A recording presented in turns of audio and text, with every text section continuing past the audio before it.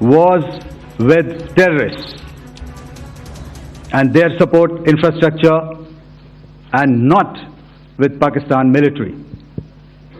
However, it is a pity that the Pakistan military chose to intervene and bat for the terrorist, which compelled us to respond in kind.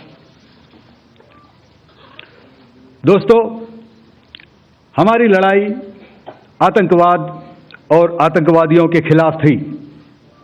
इसलिए 7 मई को हमने केवल आतंकवादी ठिकानों पर ही हमला किया था। पर अफसोस इस बात का है कि पाकिस्तानी सेना ने आतंकवादियों का साथ देना उचित समझा और इस लड़ाई को अपनी लड़ाई बना ली। इस परिस्थिति में हमारी जवाबी कार्यवाही अत्यंत आवश्यक थी और इसमें उनका जो भी नुकसान हुआ वे खुद इसके लिए जिम्मेदार हैं।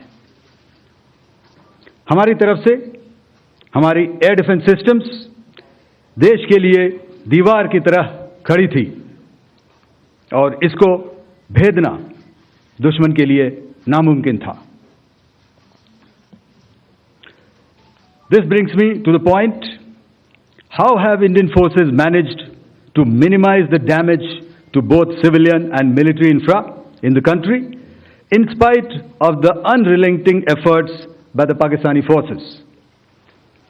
Most of you and the majority populace within the country have had a lot to say about the layered and integrated air defense systems put in place by the Indian Armed Forces, which includes the assets of the Indian Army, the Indian Navy, in addition to the primary air defense assets of the Indian Air Force. As you all are well aware, this robust AD system comprises of a large variety of multi-layered AD sensors and weapon systems, from point defense weapons like the low-level air defense guns, shoulder-fired manpads, and short-range surface-to-air missiles or SAMs, to area defense weapons like the air defense fighters and longer-range surface-to-air missiles within our inventory. Additionally, the numerous waves of drones and unmanned combat aerial vehicles employed by Pakistan were also thwarted by the indigenously developed soft and hard kill counter-US systems and the well-trained Indian air defense personnel. All this was brought together as an efficient and effective AD environment by the Integrated Air Command and Control System, or the ISCCS of the Indian Air Force, which accords us the net-centric operational capability which is vital to modern days warfighting. While much has been said and written about the newer systems, I would like to place on record the performance and efficacy demonstrated by even the older battle-proven AD systems like the Pechora, the Osa AK and the LLAD guns in countering the Pakistani threat vectors in the current operations. They were all modern generations, but these battle-proven systems stood the test of time and took them on head-on. Another highlight has been the stellar performance of the indigenous air defense weapon system like the Akash system. Here, ladies and gentlemen, I would like to mention that putting together and operationalization of this potent AD environment has been possible over the last decade due to unwavering budgetary and policy support provided by the Government of India in acquiring state-of-the-art equipment and weapon systems. Some of the results achieved in countering the enemy threat vectors over the last week are now being shown on the screen. Shown on the screen is the probable enemy PL-15 missile, which is of Chinese origin. This missile has missed its target, and you can see the pieces now which are available with us. Another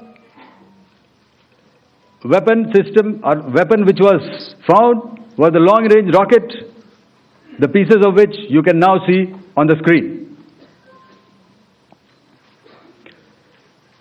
We have talked about the loiter munitions and the unmanned aerial systems, and here are some of the glimpses of those systems which we have brought down. To your right, with the right undercarriage or the wheel you can see is the Yeeha system, which is of Chinese origin with Pakistan.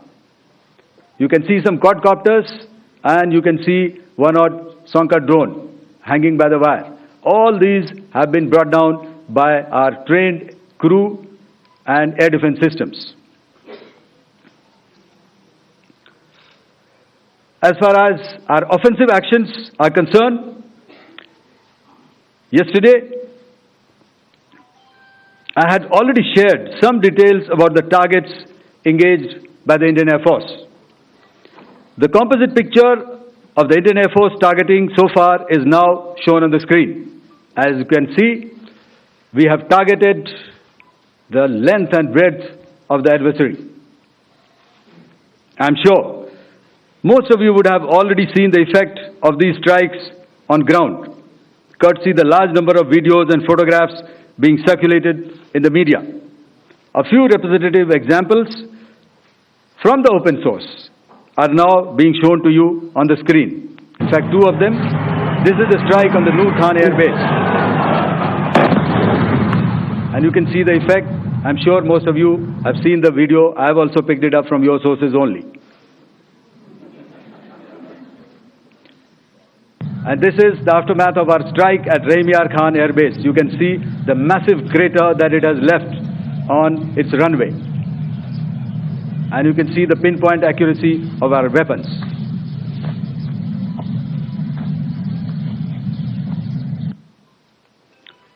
So with that, giving you an overview of how our air defense systems have thwarted the enemy drones, their fighter aircraft, their missiles, and resulted in minimal losses on our side. I would now hand over to the DGMO to cover his portion. धन्यवाद air marshal Bharti. मैं आज आप सब के साथ भारतीय सेना के एयर डिफेंस मेजर्स जो कि हमने इंडियन एयरफोर्स के साथ मिलजुल कर तालमेल में लिए, उसके बारे में कुछ बातचीत करूंगा। इस विषय में मैंने कल भी कुछ टिप्पणी करी थी, लेकिन आज मैं इस युद्ध के अहम एस्पेक्ट के बारे में